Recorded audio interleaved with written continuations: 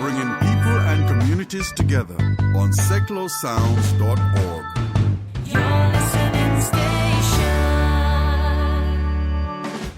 During September, the travel show featured Berlin, Karnataka, which is a southern state in India, which magazine had produced its annual report on the state of UK airports. We talked about that. I also spoke to the winners for the second year, Southend Airport. I was in Cancun and I recorded an interview with the wedding coordinator and executive chef there at Secret Silver Sands in Cancun. When you go away, you worry about keeping your home safe, so we talked about that too. And also we had a show just on New York. It's a city I haven't been to yet, so that's more for me than anybody else. And we also had my next guests on who I'm replaying part of the interview with them. When I went to Cancun and when I came back, I reminded myself that I don't know how to pack correctly. It's just stuff everything in and iron it when you get there, and then stuff everything in, come back and stick it in the washing machine when you get home. There's no finesse. There's nothing I can just take straight out of the case and wear. Everything needs to be re-ironed. And I was wondering, who knows how to pack a suitcase correctly? And it came to me, butlers. So I spoke to Gary Williams and Philip Sykes, who are from the British Butler Institute, and they train people on how to become butlers. And I wanted to find out how to pack. But there's one thing knowing how to pack, but you do need a decent suitcase to use as well. So we talked about that as well. Firstly, quality on our suitcase is fundamental. I think easy flowing, reasonably decent sized wheels, and I would go for brand names. Okay. Not to try and promote brand names, but they do generally come with a 5+ year guarantee, and if you keep the receipts, then they're very good at either replacing or repairing your suitcase. I couldn't even tell you who makes mine, I've no idea, but it's not a brand name.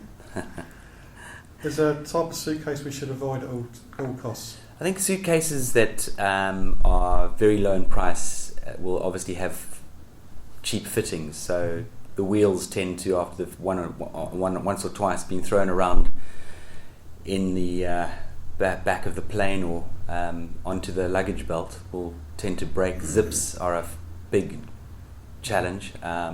You often find individuals' clothes following a suitcase around one of the conveyor belts. So yeah, zips and handles as well. Check the handles. So cheap suitcases tend to have very flimsy handles, pull-out handles, which inevitably tend to pull out and snap just when you don't need that to happen. Yes, the clothes going around the carousels happen to me, so I know what that's like. Have you seen the video on YouTube of somebody getting into a zipped suitcase using a ballpoint pen? He divides the zip up using a pen, rummages around and then puts it back together again. You'd never know. Absolutely. And that's especially with cheap zips. So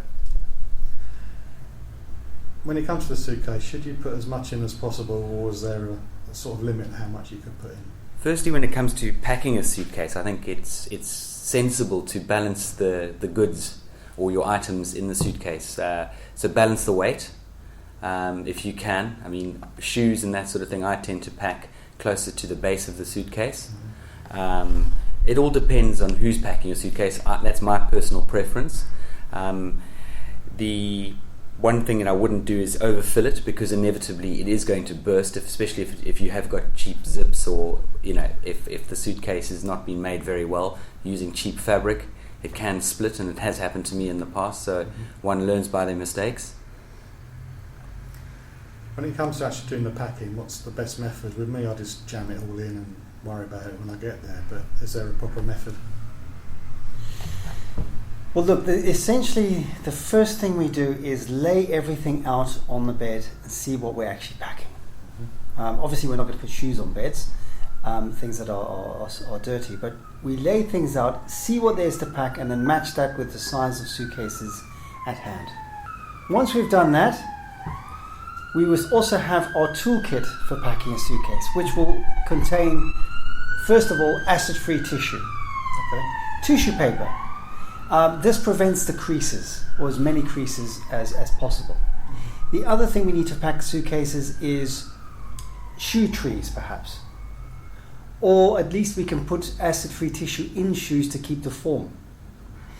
We might have a little box to keep little items in, like cufflinks. Perhaps that goes in their suitcase. Certainly goes in the hand luggage. We will have the combination, if we're packing for our principals, we will have their combination lock code. We will make sure that the suitcase is spotless as well. It's clean and tidy, if that's unpacking the principal's suitcase. So my advice to anybody is lay out everything on the bed and see what needs to be packed and match that up to size. When it comes to actually putting the stuff into the suitcase, the clothes, is it a fold or a roll, or what's the best way to keep the creases out? Well, what we do, we've got a very strict way of packing suitcases, and it's all around the least amount of creases as possible. Now, let's talk about socks. Do we roll the sock or do we lay them out flat? We lay them out flat. Do we roll the tie or do we lay the tie out flat? We roll the tie inside out.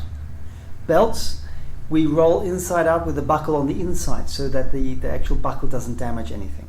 And then we will use a piece of elastic band to keep the belt together. Shirts, we will fold it like you would find it in the shop.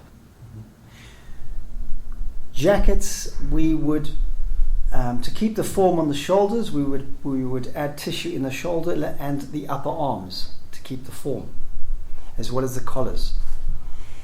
We would also put the shoes, if there is a shoe bag, in shoe bags, and any medication that is traveling in the suitcase at the very top, for obvious reasons. And the last thing we might put on top as well is the soiled, dirty clothes. So when you're unpacking, that comes straight out into the laundry, or the housekeeper's unpacking. Or if you are traveling a lot, to take that and to wash it straight away. Yeah, laying the clothes flat out in the suitcase. Lay them flat rather than bunch them up, and as Gary mentioned, it's avoiding the creases. In the Butler industry, we put acid-free tissue paper amongst the layers. So we'd lay the slacks first with the trouser legs out the suitcase, and they would finally, once you've tiered certain things up, they would fold them back into the suitcase. So you don't put everything into a supermarket carrier bag and just stuff it down the hole? No, not at all. No. Not at all. Step into the spotlight with me, Lucy, every Wednesday between 6 and 7 p.m. on Seclo Sounds. I'll have new music, the latest entertainment news, and interviews with local bands. If you're in a band, or if you have music that you think I should be playing, I'd love to hear from you. Email me, lucy@seclosounds.org, and join me every Wednesday from 6 till 7 for Spotlight on Seclo Sounds.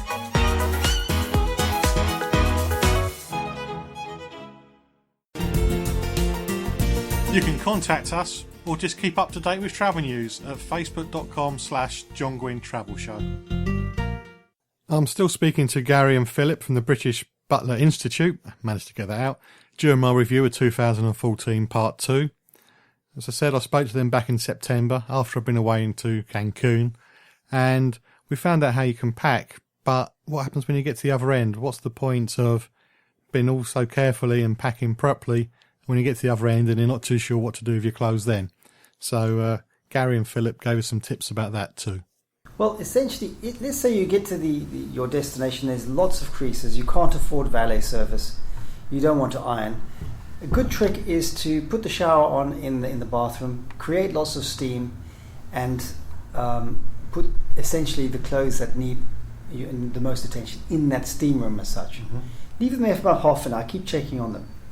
That's one method you could use.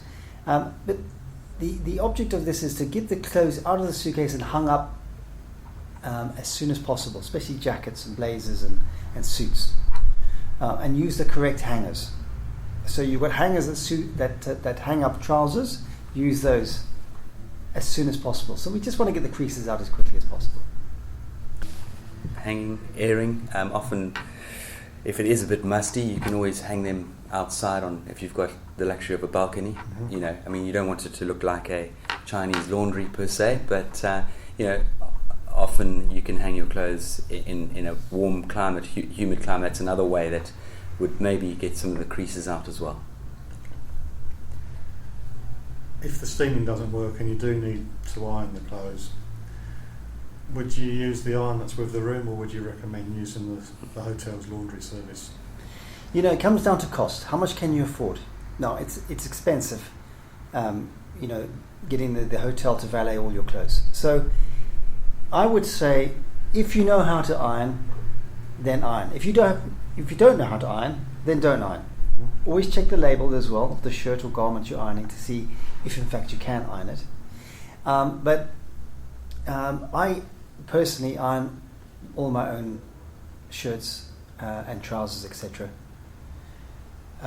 For reasons of cost and reasons of I don't want to get it damaged. Mm-hmm. And when it comes to ironing, I think one needs to be fairly sensible. Most hotels that I've ever stayed in, they will always deliver an ironing board and iron to your room if you request it. As mentioned earlier, read the care instructions. If you're ironing something that's delicate, then use one of the hotel towels to cover the item and iron on top of the towel at a medium temperature, as therefore not to, you know, burn or scald the garment that you're ironing. The other thing that's happened to me once before is I've taken the hotel iron and used it, and as I've put it down on my shirt, it splattered all that lime scale all over my shirt, so it actually damaged the shirt. So make sure that there's fresh water in, and then do a test on something. Absolutely. Before you apply it to your garment. Yep, I've been there too. Do a test. So you're packing for other people. Yes. And you're going on a trip. What's the most you've had to pack in one go? The most I've actually had to pack was, it was for a lady, a Jewish couple, and they were traveling from London to Paris, 17 Louis Vuitton trunks, which we packed. I did that with assistance I got assistance with one of the housekeepers, and we packed those 17 trunks. And I'll give you an interesting story, is we've got a certain way we pack trunks where we can memorize exactly what's in every single trunk. It's called the packing list. And we do that, we use a tried and tested method.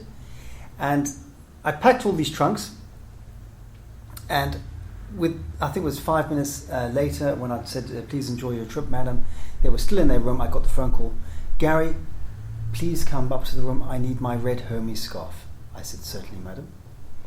I took my packing list, because I keep a copy, went up to the room, I went to the third trunk, bottom left-hand corner, pulled it out, her red Hermes scarf. And it was the largest tip I ever got. And it's not magic, but we have a way of packing suitcases where we can identify the suitcase and match it up to the packing list, just in case they ask. And that could be for various reasons. That could be for that particular reason, or the clothes could be arriving, the 17 trunks could be arriving the other side of the world, and the butler will phone you and say, Gary, where's all the kiddies' clothes? Which trunk is it in? Or the principal's just arrived and he wants to go and play squash. Where is his squash kit? And so you can tell him, so he can quickly go to that particular trunk, unpack that first. If that makes any sense. Yes, it does. Just thinking about my own trips. And we have 2 suitcases and we can never remember what's in each one. Seklo Sounds is based at the Old Rectory, the home of our studio partner Interaction MK. They've been bringing arts to life in Milton Keynes for over 35 years. They use the arts to improve the life chances of disabled people and others in challenging circumstances through shared creative activity. These programs help participants to develop creative, personal and social skills. You can visit them at www.interactionmk.org.uk. During October, the travel show featured Paris, the Falklands, Quito, Illinois and the website Thelma and Louise, which is for solo women travellers. Also had Malta on the show, and I'm never going to be able to pronounce this guy's surname, this this far away from when I last spoke to him. So let's just say I had Alex from the Maltese Tourist Board come in, and we talked about Malta as a destination. Also